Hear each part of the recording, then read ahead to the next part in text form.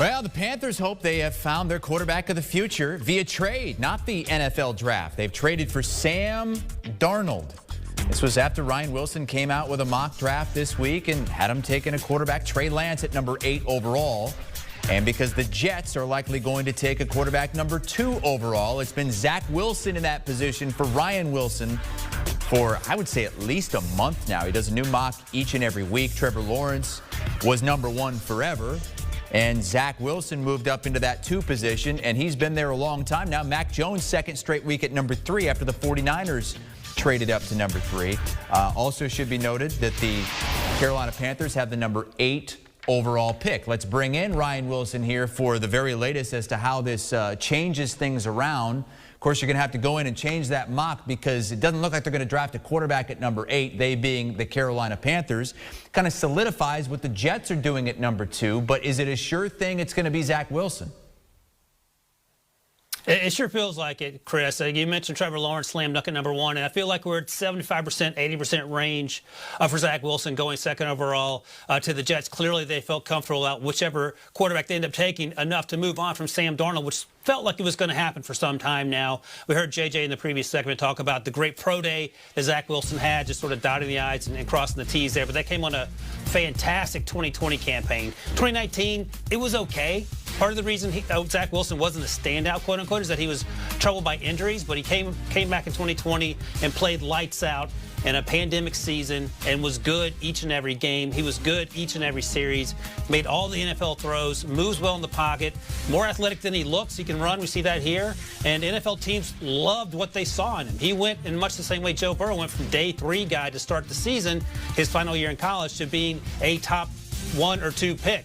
Most likely number 2 overall. So I think this is just the writing on the wall, no longer in pencil now, in permanent marker, that Zach Wilson is going to be their guy, and that they're comfortable enough moving on from Sam Darnold, who didn't work out for any number of reasons in New York. And now how does this change what you think the Panthers will do with that number 8 overall pick? So the interesting thing, Chris, is that there was some conversation that maybe 4 quarterbacks go off the board, 1, 2, 3, 4. At 3, we know the 49ers traded up last week. At number 4, the Atlanta Falcons. What are they going to do with Matt Ryan? If they don't want a quarterback, who would they be willing to trade with? Well, sitting there at number 8 of the Carolina Panthers, there's no way the Falcons are trading within their division, and that probably played a role in Carolina's decision to look elsewhere, and elsewhere being Sam Darnold. I like the idea of Sam Darnold going there, so what does that mean they do at number 8? You mentioned they had him taking a quarterback in the most recent mock draft. That's off the table, clearly, unless something really crazy is going to happen that we don't know anything about. But what could they do? They could look at cornerback now. Patrick Surtain now becomes in the mix there as a possibility at number 8.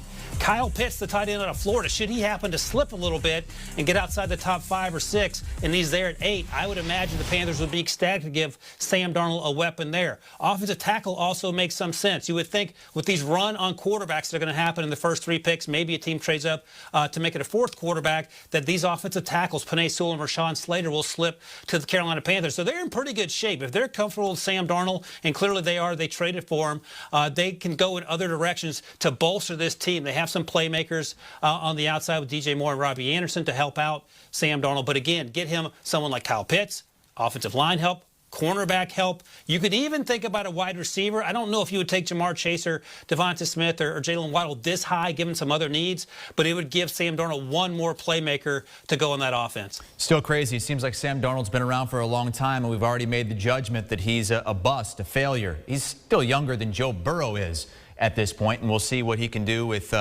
Brady and Rule and everybody in Carolina, giving up 3 picks, a 2nd, a 4th, and a 6th. For Sam Darnold, a former number 3 overall pick. Want a sports network that delivers everything that matters about the game? The highlights, the picks, the instant analysis. No yelling, no fake debates, no politics. Hit the subscribe button and never miss a moment.